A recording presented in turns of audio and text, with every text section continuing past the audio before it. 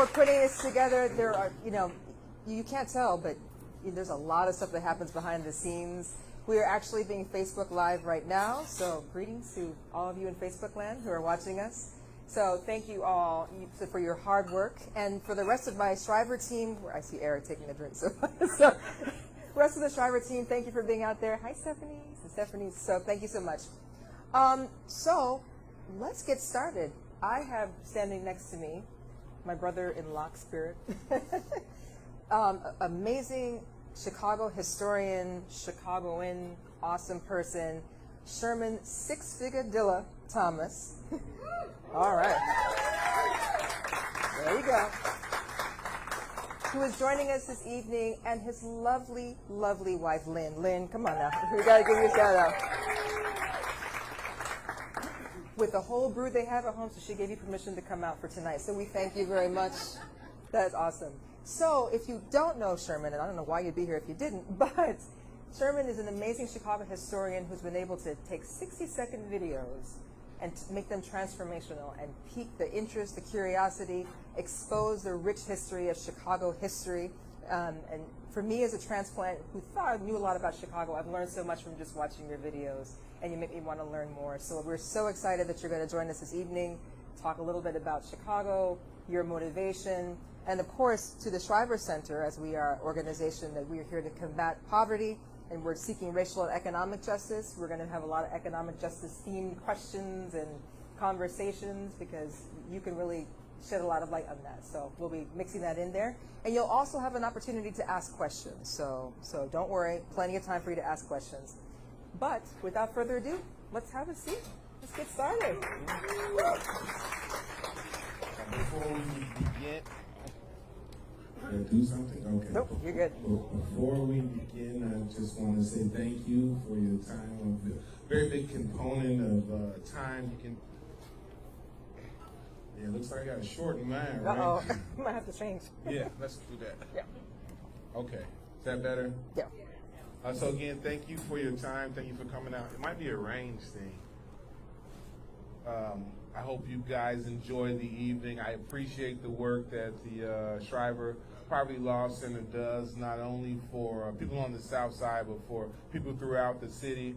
At every junction of progress in any metropolitan area, it's typically a bunch of lawyers that get it done in the end, right? And so while all the jokes in the world are made about lawyers, I am a person, as a historian, who understands when you have all kind of thoughts that can kind of change the world, at the end of the day, some lawyer is going to need to find the language to make it stick. So thank you again for your time. Awesome. Well, thank you, Shermann. Okay, so a little bit of a short, but I can project. So, all right, so we're going to start with a very obvious question. We are sitting here in Washington Park, the Park Supper Club. So for folks who are not familiar with this neighborhood, tell us a little bit about the place in which we sit and why it's significant. Absolutely. Well, Washington Park is south of a neighborhood we lovingly call Bronzeville. Washington, exactly right. Washington Park in and of itself, though, is a very historic neighborhood named after, of course, General George Washington, but more specifically the park. Washington Park on Garfield Street and King Drive Boulevard, Chicago's third oldest park, behind Lincoln Park and Humboldt Park. It was originally called the South Park, so that's why King Drive was formerly called South Park Boulevard. Quick Chicago lesson: any boulevard you're on in the city typically leads you into a big park, right? So think about Washington Boulevard, you end up at Garfield Park, right? You take Humboldt Boulevard, you end up in Humboldt Park. So you formerly took South Park Boulevard to end up at the South Park, which we changed the name to George Washington Park. And then sadly, after the assassination of Dr. King, we changed South Park Boulevard to King Drive. But anywhere in the city now, if you're on a boulevard, you're going to end up at a park. Did you all take notes? Okay, I'm making some mental notes. So thank you. See, I'm learning more too. So before we get more into Chicago history, your inspiration. So because you are a line worker by day with ComEd.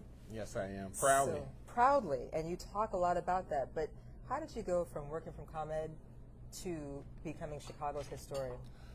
Nowadays, I'm starting to figure out that I'm Chicago's Forrest Gump. I didn't know that's what I was before this, right? I'll give you an example. I started at ComEd as a temporary meter reader, and if there's electricity in that place, it's going to have a meter on it because somebody has to pay for that electricity, and that goes all the way down to the toll booth, right? At the iPads, those lights take your plate. There's a meter on the back of that thing somewhere. A meter reader has to pull his car over and not get hit to read that meter and get back in the car and keep going, right? And so that's every place in the city has a meter. And so what that did is that exposed me to every neighborhood as a person who grew up in the South Side, excluding the fact that Chicago is a pretty residentially segregated place. But by most standards, most human beings go to work and come home. You kind of mingle where you live, right, out of convenience. And now we got cell phones, so we really don't go anywhere. Right? But as a meter reader, it put me in every single Chicago neighborhood. You know, as some Chicagoans who can relate, you were told, hey, you might not want to go to Bridgeport after dark, right? So then as a kid, you just say, hey, I just ain't going to go to Bridgeport unless I'm going to a Sox game. But then when you're told that you got to read every meter between Halsted and Ashland, 31st and 39th, you go read the meters. And you see a neighborhood that you've missed your whole life. You're like, man, I wish I came over. These parks are awesome, or this coffee shop is awesome.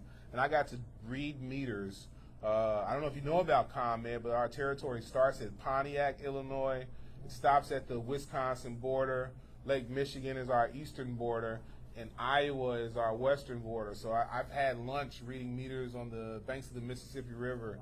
And as a person who appreciates history, at all those points in between, somebody's retired grandma talked my head off about the history of their place, and it paid dividends. And so that job is very impactful for sure. And then as an area operator, which is what I am today, the first room constructed in any downtown building is the electrical vault, because you need that power to finish out the rest of the build, right? And so I am in, as a matter of what I do for a living, the oldest room in every downtown building. And that also comes with a lot of stories. So. I know you'll tell us some of them too. But so it's really great to hear, just even through your work, how you had to get to know the city, the ins and outs, the secrets, the things that we don't know about. So for those who don't know, I mean, and we've primarily Chicagoans here, but secret history that they don't know about. Chicago is not only a world-class city, but this is this Midwestern hub. It's a central hub, right? Yeah, absolutely. 6 Class A railroads. Yes. Ports. It is a transportation and logistics hub. Yes. Talk to folks a little bit more about just like the industry and why this is such an anchor for the entire country, and particularly the Midwest. Well, we call it the Midwest now, but for a very long time, Chicago was the Western frontier. You know, pre the Louisiana Purchase. Chicago as a city is incorporated in 1837, right? So that's before a lot of other Western cities and states. And arriving to Chicago kind of lets us know we can get further. You know, Chicago's a good middle point for everything. If you look at a map of Illinois, there's a dip in, and there's like a big hump, then it dips again, right? That western boundary is the Mississippi River. That's why it's that shape. A lot of people don't know that. But so you have the Mississippi River, which can connect you all the way to the Gulf of Mexico, right, and all the way up north. And then via the connection of the Great Lakes, you can get all the way to the Atlantic Ocean. And so Chicago connects the Atlantic to the Gulf of Mexico. That's a whole lot of commerce, right? And then as the railroads start to grow, again, you need a natural stopping point to connect things, right? If you continue to build on a straight line and a break happens, now you're jacked up. And we do that as an electric utility, right? We run power lines in sections down your alley, and it's fused. So that way, if a tree falls on something, we only got to repair this section. And so same thing with the railroads, right? Chicago is this natural hub of stopping point to reconnect again. And so that's why we've become the railroad magnet. We still are today, number one, as it relates to intermodal transportation and moving of goods and services. And it's the reason why Chicago sets the time zone standards for the country, is our impact on the rail industry. So blowing my mind. So, but as you're talking about this, and understanding why this is a city with huge economic potential and great wealth, let's talk a little bit about some wealth disparities. So Chicago, unfortunately, has that reputation of being among the most segregated cities in the country. Some researchers have talked about Chicago being almost like a laboratory for segregation. So talk to us a little bit about that dichotomy. Sadly, that it's exactly a dichotomy. I'm glad you presented it that way. Pre the Emancipation Proclamation, when we were dealing with the fugitive slave law, if an enslaved African American happened to escape and make it to Chicago, the Chicago constables wouldn't turn you in because we were really anti-slavery place. That's why Lincoln lost to Stephen A. Douglas in the Lincoln-Douglas debates, right? Because Douglas voted for the Missouri Compromise, which pushed slavery up some more, and Chicagoans were so pissed off at that even though Stephen A. Douglas was from Chicago, we voted for Lincoln because we were mad about that. So to go from that to the #1 segregated city in the country for decades on end, it kind of sucks, right, as a person who studies that linear line. But we are the petri dish, or we're what they put under the microscope to see how segregation works. And that starts because of the Chicago race riot of 1919. Previous to that particular riot, if any particular demographic of folks decided to attack another demographic of folks, it was typically one way. And so there was no need to kind of block off neighborhoods and put up dividing lines, because at any point you could kind of run over the other group. But after World War I, we had a demographic of black soldiers who had just came back from trench warfare. We talk about World War II a lot nowadays, but World War I was some messy stuff. It was all trench warfare. And so those brothers came back. There's a very famous picture, if you Google Chicago race riot of 1919, there's a black soldier standing face to face with a white soldier. During that riot, the black veterans went in the house and put their uniforms back on, hoping that the National Guard and the police wouldn't attack them seeing those uniforms. They did anyway. But because of that, they fought back. The 1919 race riot had 38 people die, sadly. 25 were African American, but 13 were white. And the 13 whites that passed pretty much all died in trying to attack somebody. They got shot instead, or stabbed instead, or bayoneted instead. And what that did is that immediately made all of the Chicago neighborhoods very scared. After that came a very powerful commission, the Chicago Commission on Race. The University of Chicago, which is right down the street, is the birthplace of the academic study of sociology. And they create the academic thought of sociology out of the Chicago race riot. And those same sociologists give us our 77 neighborhoods. So the sociology department of the University of Chicago names and draws the boundaries of the Chicago 77 neighborhoods that we fame. And they draw them among the racial ethnic lines that are there. And so based off of those lines and those kind of neighborhoods, we start to get our first homeowners associations. But all homeowners associations in the country find their birth in restrictive racial covenants, which meant that we all read the book or seen the play Raisin in the Sun, right, by Lorraine Hansberry. That's a true case out of Chicago. The Woodlawn Association had a racial covenant from King Drive to Cottage Grove, 60th to 64th, that said no African Americans can rent or buy property in this area. And it was backed by law for a very long time. But out of that race riot, those lines get drawn, and then from those lines, the neighborhoods get formed, and then those neighborhoods, 80% of all Chicago neighborhoods had a restrictive racial covenant at its point. And so that's where we get our segregation from. And then when community organizations take those racial covenants to court, they are losing. And so that's why other cities say, oh, we got to do it exactly the way Chicago did it. But that's why I'm like such a pro-lawyer guy, too, though, because also a Chicago lawyer that eventually defeats that in the Supreme Court, but we'll get to that later, I'm sure. Man, that's more information than I knew about Chicago neighborhoods and the formation. So now, obviously, as we're talking about economic justice and we're talking about wealth, let's talk a little bit about black wealth in the city. Yeah. So you got a shout out from Kenya there, from representing Bronzeville. There are some other Bronzeville folks, right? Is there anyone else from Bronzeville? Okay, there you go. And then there's also Black Wall Street, the 75th Street. Talk a little bit about some of those those corridors or areas in the city of black wealth and what Yeah. they look like and how they were able to achieve wealth even in the midst of segregation. Yeah, and it's still also, which is the exception and not the rule, right? So that's why we lift them up. That's also why it's such a wealth disparity. I was just talking about 80% of the neighborhoods had a restrictive racial covenant.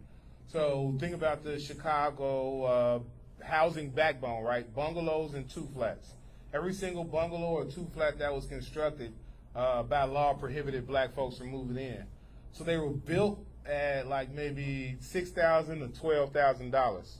And then by the time you get to 1952, when white flight starts to happen, those same properties are selling for 30, 35, 40. So all African Americans in Chicago missed this, $30,000, but we're talking $30,000 between 1920 and 1950. Throw that in your inflation calculator, and there's probably the wealth gap today, right? Because those first generation Chicagoans were able to buy this brand new from the ground up brick bungalow. I live in one that's still standing, right, 100 years later, for 10 grand, and then you sell it for 40. But maybe you didn't sell it in between that. Maybe you pulled out equity at 25. Again, I'm talking 1920, 1930s money. So this is a ton of money. And that's how you're able to pay for a Catholic school for 2 kids and a dog. And then one person goes to, right? And then one person goes to some Big Ten school and you pay for undergrad out of pocket. And then the daughter marries some cool lawyer and you buy them. Then you drop like the down payment on their house as a wedding gift, right? All those things we know happen that are the reasons for the black wealth gap. But to your point, people like Joseph Caldwell recognizing a need, right? He's loosely the guy we based George Jefferson off of. To this day, he still cleans the uniforms for the Chicago White Sox. Wow. He's an African American who lives in Chatham, who became a millionaire, right, acquiring black wealth, formerly Bronzeville, as we talk about. Because all of the city kind of prohibited black people, you had nowhere else to go but to shop at these places. And because you had nowhere else to go, those places got frequented very often. And sort of like how we view Chinatown today, the dollar never left. Right now, if you Google pictures of the Great Depression in Chicago, there won't be very many pictures of African Americans. You'll see African Americans living in slums, but that's because, again, what I just said, they couldn't move anywhere 80% of the city, so you got to live where you live.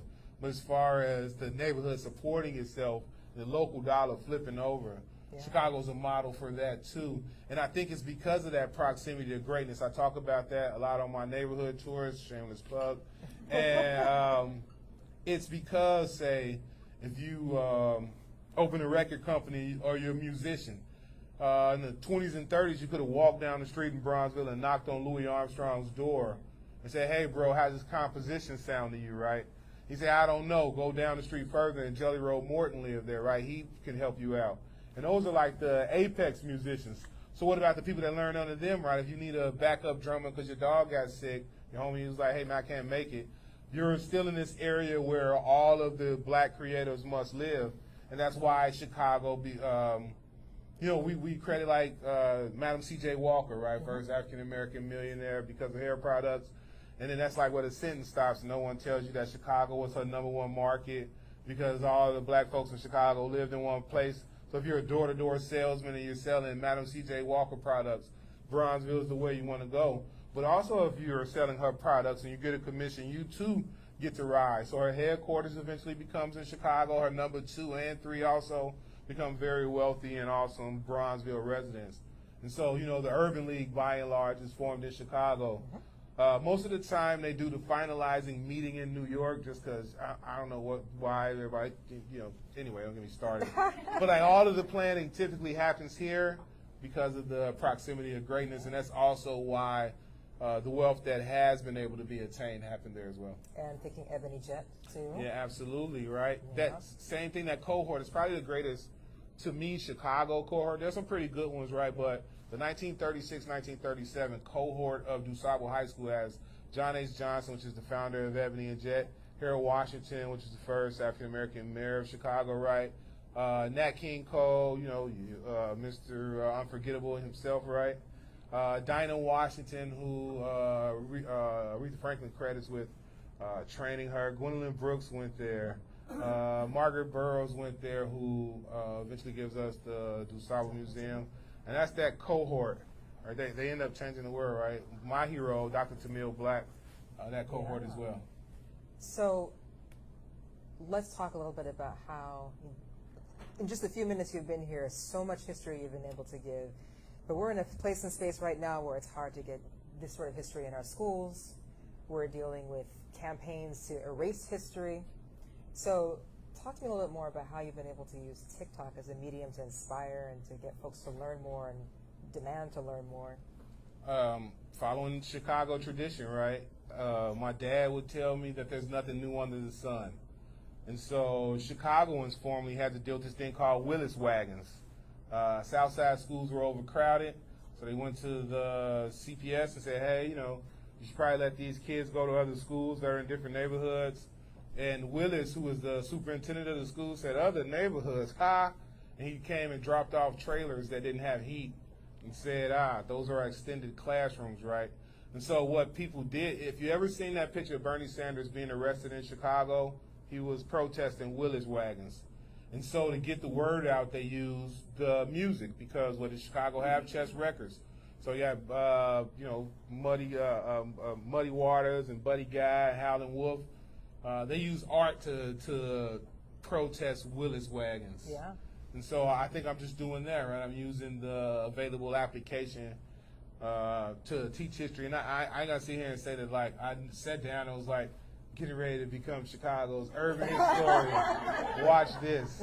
Right. It was my daughter wanting me to do father and son dances, and since I was tired of embarrassing myself with the 3 that we did, I thought it'd be cool to kind of coach her into doing Chicago history facts, right? We all, you're 312 or 708er, and a lot of people in the world don't know the whole Chicago area was all 312. We didn't start getting area codes until the 90s, right? We didn't get 773 until 98, right? People don't even know why 312 is our area code. I thought if I could coach her and 9-year-olds speak, that would get us some commercials. Yeah. And I would get 72 Lincoln Continental. I kind of still think if she ever catches on, I'll get the car. She still has not caught on. No.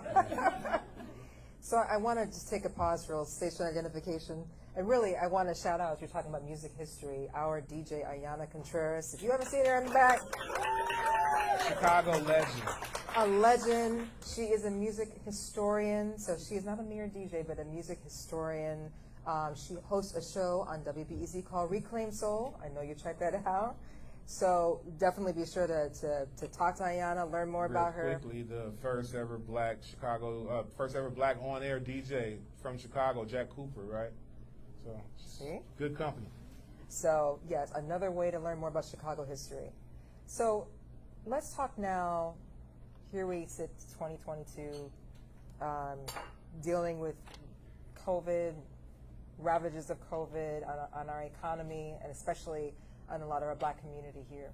But let's talk a little bit more about what are the things that we need to be thinking about to rebuild the black wealth that existed, or build the black wealth that we didn't have the opportunity to build. What are some of the things that we need to be thinking about and pushing for as advocates? I know historians are long-winded people, so I'm going to try to be briefer, right? But we got to stop looking at those issues as like a cough, right? If you have a cough, you just want to stop coughing, so you take a Halls or a cough drop. And then when that symptom goes away, you don't think about it anymore. What you need to do is go downstairs and check your filter, right, your furnace, and see if your filter's dirty. Or if you bought a newer house, you need to see if somebody dried up a wet wall and you're inhaling mold and you don't know it. But you need to stop looking at the symptom, and I think that's one of the first things we need to do, is stop being so fixated on what the weekend numbers are. Those weekend numbers suck, and we need to do something about them, but merely being fixated that so many people were shot and sadly so many people are killed aren't going to solve the problem. You kind of need to figure out what gets them there, and it's, to your point, the wealth gap. It starts with the schools. During World War II, there was rations, right? The country had to come together, and so you could go into Washington Park, Jackson Park, any park district in the city, and get a ticket, and they would give you a number, and that number was assigned to a row that was in the park, on park district property, and whatever you planted in that row was for you and your family, right? Our parks are underused because all our kids are on their phones. Maybe turn one of the unused baseball diamonds into what they call victory gardens, and let the neighbors, that will kind of shrink the grocery issues we have, right? If you're able to eat an orange every now and again, I think that also will make you think a little better. And then the other thing is the schools were designed for the world that we lived in. And so, again, during World War II, CVS never closed, Tilden never closed.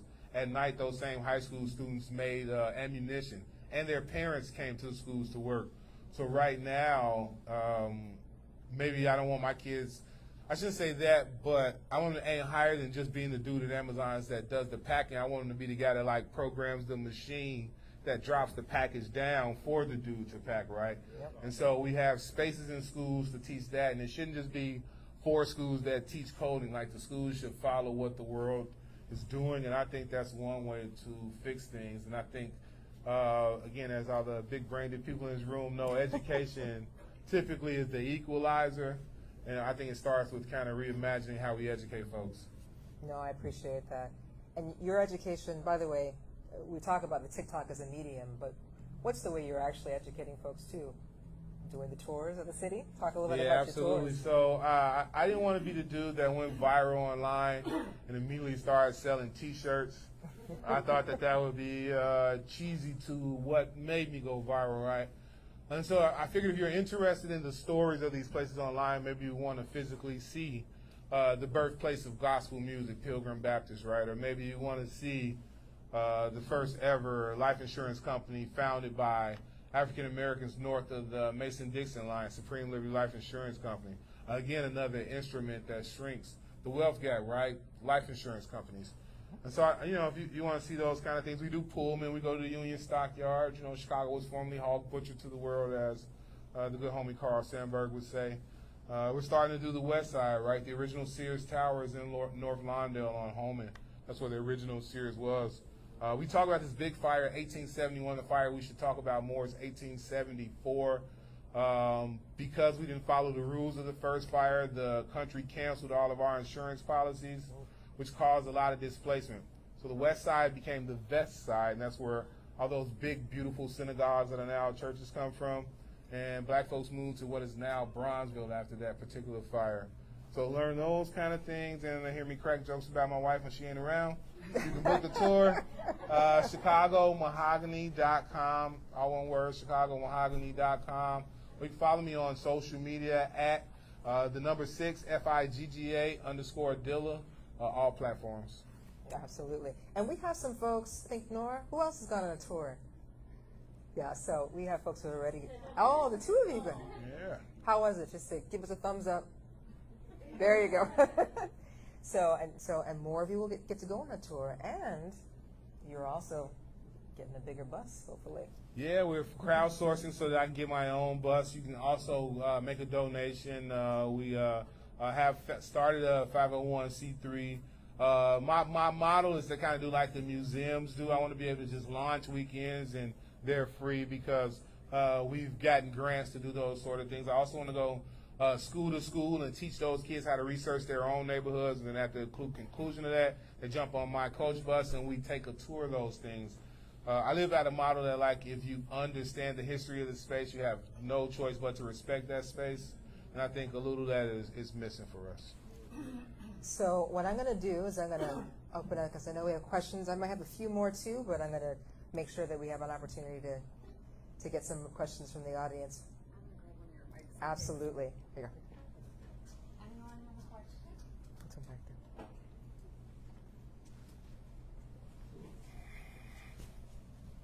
So there have been a lot of initiatives to try and develop black or underserved neighborhoods in Chicago, but there's often this terrible consequence where, ooh, they have something shiny, now people are buying it and gentrifying and moving out old people, and basically everything that was done to improve that neighborhood for the people who live there is undercut by other societal and forces. And are there examples in Chicago where, we've managed to both uplift the neighborhood and curb the gentrification that takes the resources away from those people who live in those neighborhoods? That's a pretty awesome question.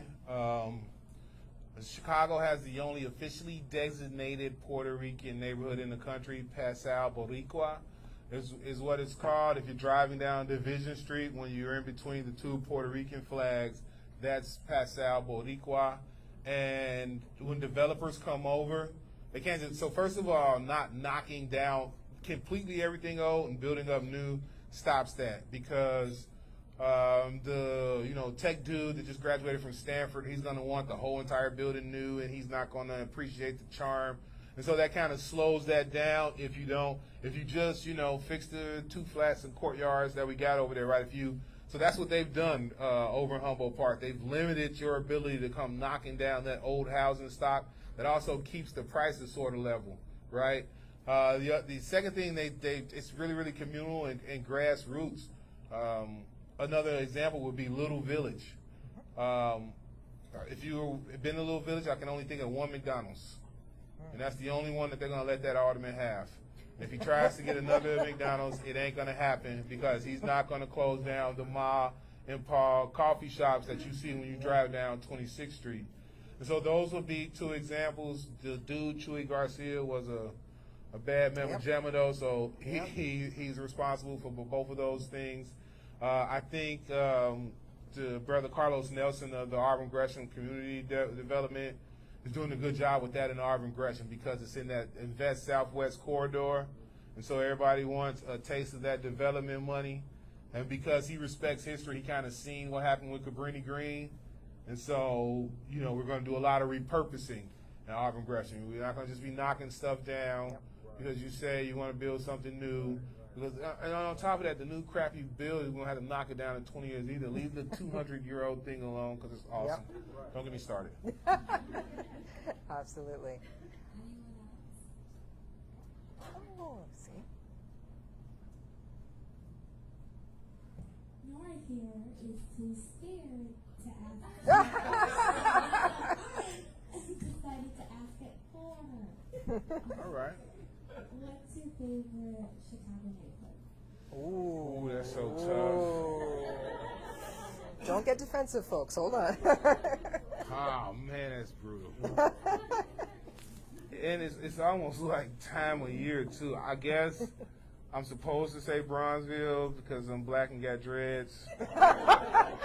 So we'll start there. He gets the joke. He's a very smart young man. I can tell. And my kids call me Dilla, so I super love him. If nobody's looking, I'm going to probably say Printers Row. Oh. That's probably my favorite Chicago neighborhood. Those are the oldest buildings that we have post Great Fire. When I mean Printers Row, that's between Van Buren and, say, Polk, Wells, LaSalle, Clark, Dearborn State, and Plymouth Court. Wow. Okay. Awesome question. My wife's going to give me when I get home, because I ain't say Auburn Gresham where we live. My question is, what's the short term, hit the streets, take action? I mean, what can we do? That's a great question. I think school engagement for me, in all capacities, no matter which way you can get it. We had after school programs, and I don't mean just like the After School Matters, which does amazing work, but I just mean simple learn how to play the guitar and drill team. And so we have to figure out a way to do that. In lieu of that, Chicago being a city of neighborhoods, local dollars matter. Like, I have a really, really bad Starbucks addiction, but I make myself go to Sip and Savory twice a month just to spend some money. That one time you come in, you help them make payroll, and then Shirley don't got to get laid off, and then Shirley don't have to cancel dance classes, and then the whole house is happy because she ain't mad because she ain't got to go to dance class. And then whether you believe it or not, 15-year-old Reggie doesn't feel like the pressure of, my mom can't pay for dance class, so I'm getting ready to go be the greatest drug dealer I can be, right? All because you bought some coffee, yo. So buy some coffee. And Sip and Savor is awesome. Yeah. So. What's your favorite Chicago fact or funniest story in some of your most popular TikToks? Like one of those jelly Yeah, so you ever driven a Hertz rental car? Right? So the color of the company is yellow because John Hertz is also the founder of the Yellow Cab Company. And so we started driving those horseless carriages right around the turn of the 20th century, right, early 1900s. So about 1910, 15, 20, this whole cab taxi thing is a whole new ordeal. It's pretty unregulated. So the city made these routes up. And since John Hertz had more connection, he bought the better routes. And so his competition was the Checkered Cab Company. And one day the Checkered folks were on a yellow cab route. So they said, oh, no, we're not going to have that. So when the Checkered dudes were sitting on, like, what do you call that? Sitting and wait for, like, the next round of customers, like staging. When they were staging, they had their windows down. And so the yellow cab company dudes drove by and threw stink bombs in the windows so that the cars would stink so that they wouldn't be able to get any passengers. Well, the checker cab companies were really, really down on their luck because they had the crappier routes. And so they loaded up guns and they went to the yellow cab company's headquarters and they shot it up. And John Hertz wasn't no punk, so he ordered his cab drivers to reiterate. And for 7 years, it was called the Taxicab Wars. 12 cab drivers died, sadly. Like 27 were shot and wounded. All downtown in Chicago, wherever they saw each other, it was on like Tom and Jerry. It's called the Taxicab Wars of Chicago. It's certainly worth the Google. John Hertz ended up having to start Hertz Rental Car because he was kind of ran out of Chicago after, leading a 7-year taxicab war. So that's kind of crazy to me.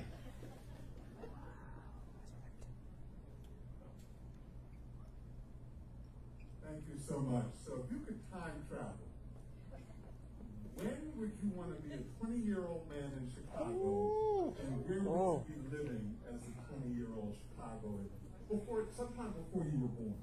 Hey, baby, can you go to the car? I left my wallet. I need it now, though. Right now. In the 1920s, State Street was known as the Stroll, between, say, 27th Street and 35th. And it was lined with these things called tan clubs, tan meaning the cool Jewish cats from Jewtown will come hang out with the Soul Brothers from Bronzeville. Together, those people created rib tips. They created the Maxwell Street Polish. They created Italian beef sandwiches. They electrified the blues. And from the pictures that I saw, the ladies look kind of nice, So I would be in Chicago in the 1920s, and I would be living in Bronzeville, probably about 33rd and State Street. Oh, that's a great question. We got one back there. This has been really great. You talked a little bit about the world schools, and I'm curious. I couldn't hear. I'm sorry. Can you hear me? The who? What the role is libraries? Libraries. Oh, yeah, 100%. In teaching history, teaching local history, and these stories that you tell. They play a huge role in my life. I didn't have the fortune of Google and all that, so that's where I learned. Encyclopedia Britannica, inking up my fingers on microfilm or microfiche as it came out, right? Scanning books that you ain't supposed to scan while the lady yell at you for 5 cents a copy. But also at a library, George Cleveland Hall Library branch on 48th in Michigan is where Richard Wright wrote Native Son, because they had a writer's room. And a lot of the activism that went on as they attempted to prevent the Cabrini Green projects from being torn down was at the Cabrini Green Library branch, right there on Chicago Avenue. The Carter G. Woodson Library branch holds a lot of historical collections. And so the libraries are hugely important. I would love to see them continue to adapt. We all were slow to social media. We all thought that cable was going to outpace it. We thought the print would outpace it. And we all were wrong. And so the libraries need to catch up on that front, right? They shouldn't have any programs at all that aren't streamed live whatsoever anymore, ever. But if they continue that path, I think they're on a good traction. But then I also think they need to sort of engage politically a little bit, right? We were talking about poverty and disparity. When we think about the South Side, sometimes we think about like redlining and things that were prohibited. We don't think about the things that were let through, which were predatories, like currency exchanges. Yes. Because the utility companies don't let you go pay in any offices anymore, certain demographic of people in Chicago got to go to a currency exchange to pay. They don't even process it the same day, despite this being 2022. So you get them $300, get your lights cut back on, you still got to wait the next day because the dude don't feel like closing it out to the end of the business day, right? And he ain't going to do all the Comcast as they come in. He going to do it at the end of the day. You're going to wait till tomorrow to get your lights in. I think libraries should be like pushing the issue. There should be some kind of, it's 2022, right? I should be able to walk into a public library and pay my light bill for free. And then while I'm there, I'll see the library programming that I need to bring my kids to, right? I think those type of things should happen. A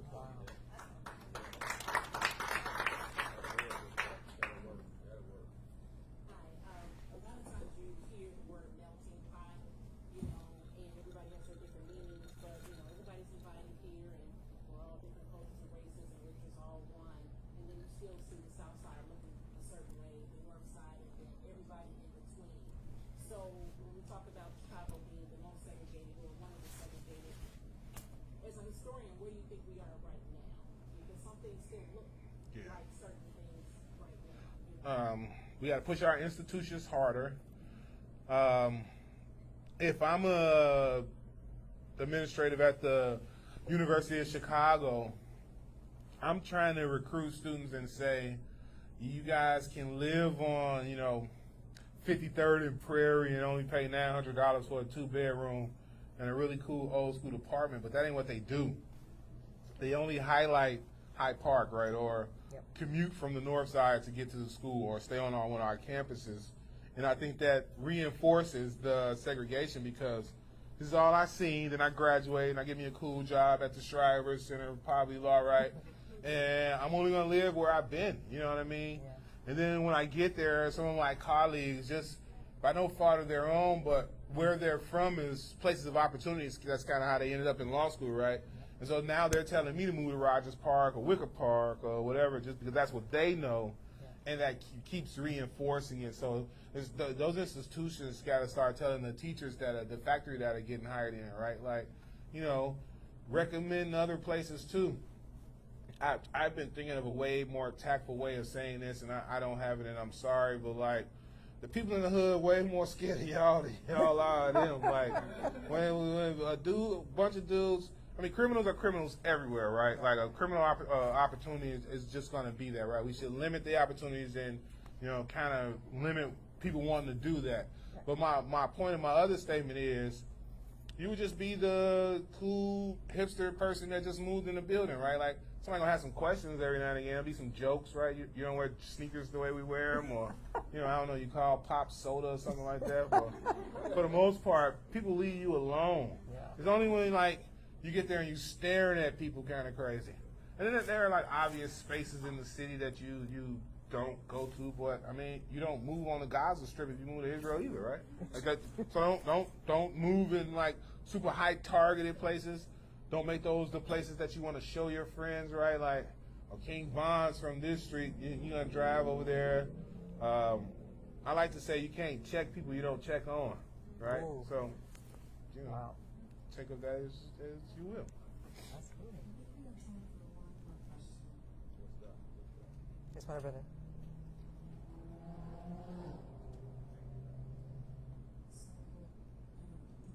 Speak up a little bit.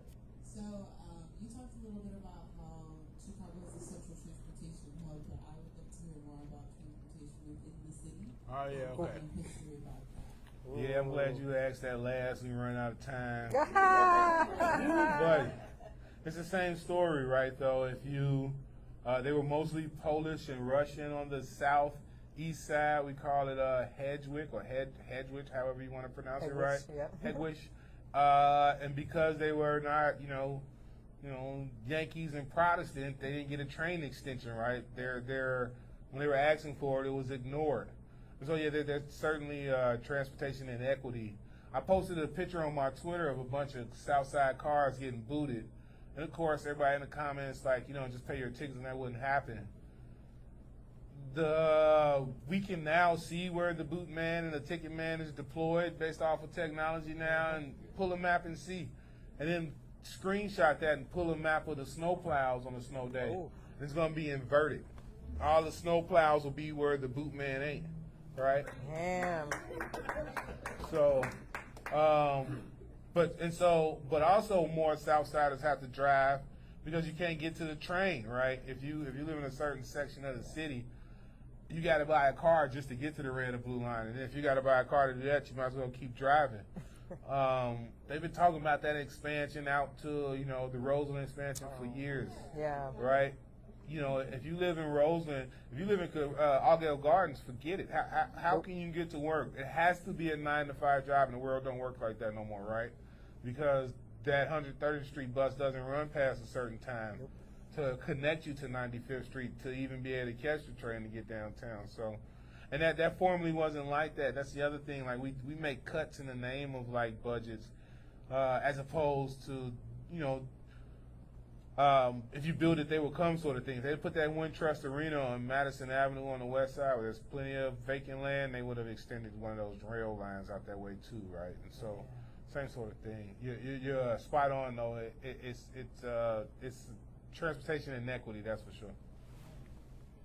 So I just want to, well, come on, let's give him a big round of applause. This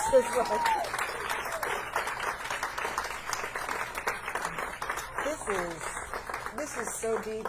We just literally started scratching the surface, but we're so happy that we got to scratch the surface with you. Thank you. Now, before I advance this program, this is not just contained to Chicago because you're going to be spreading Chicago history nationally soon, right? Are you allowed to say that? Yeah. Well, we're working on it.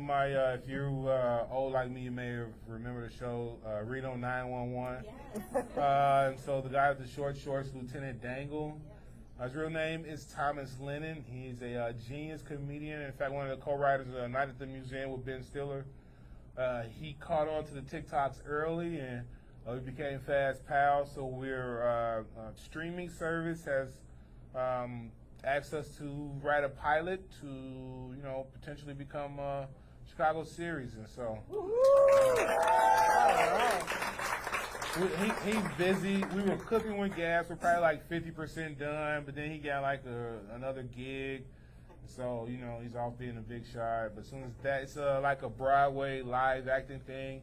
So he told me don't call him unless I'm going to call him by the name of the dude that he's playing. Oh. I just like, hey, man, call me when that stuff is over with, my brother. Man. Well, after he sees what we did tonight, he'll call you back. So no worries about that. So listen, I want to make sure I'm first of all thanking all of you for coming out tonight. Again, it's the first event that we are doing in person, so we are so excited. It's the first part of our homecoming. I want to give a special shout out, even though I love my staff and I try to give them equal billing. See that lady standing right over there? That's Miss Carly Fagan. And so we got to give her a special shout out for having put this thing together. She rallied the troops. She whipped us into shape. It was serious stuff. So thank you, Carly. We appreciate that. And now I'm going to turn this over to one of the newest members of our Shriver staff, Miss Adelaide Jordan.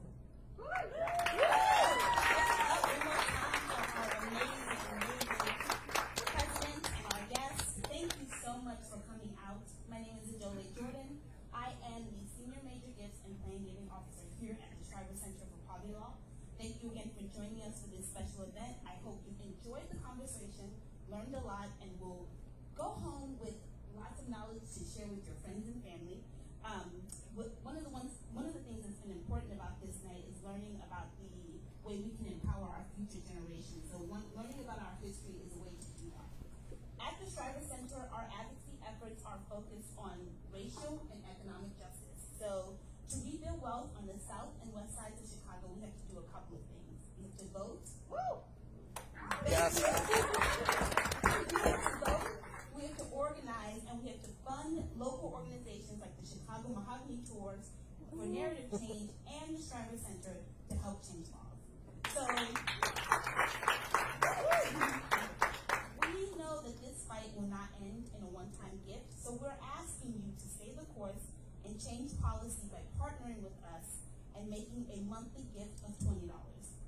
When you become an equity champion, your monthly investment sustains changing policies for today, tomorrow, and future generations.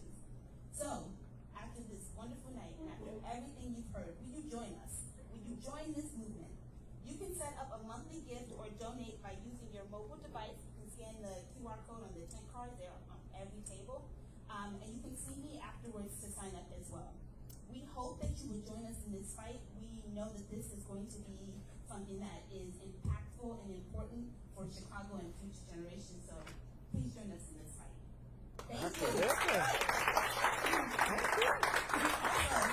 Also, let you guys know that please stay afterwards, continue eating and drinking when this is. And listening to Ayana. And listening to Ayana. All right. All right. And how can we help with the tours? Ah, yes. Again, please go to ChicagoMahogany.com. There's a donation tab where you can donate securely via Facebook. Also, I have these really, really cool shirts. They say everything dope about America comes from Chicago.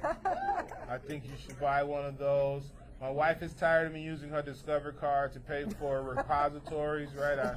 If I got to pay $9.99 to finish the research, her card is getting swiped. But more importantly, right, book tours. And even if you're not able to yourself, you got people coming into Chicago. I would love to be the person that helps change their perspective. You can go on ChicagoMahogany.com, book a neighborhood tour, and I'll show them a good time. Book them a tour as a gift, right? If you miss Mother's Day, it ain't too late. Father's Day is coming. And then I'm doing an amazing tour on Juneteenth. Don't try to wait till 2 days before and then it's sold out. Book your Juneteenth tour now. And we're running Juneteenth and Father's Day, or Saturday and Sunday. That's like a good Shriver team outing. Don't you think so? I think we might have to book out your bus. Hey, come on. So we'll have the whole team go out. So, yeah, there we go. We'll get the whole bus. Thank you again, everybody. Please mingle, keep eating, listen to great music, talk to Dilla, talk to the team. Thank you, and we see you in September. Thank y'all for y'all time. I appreciate you.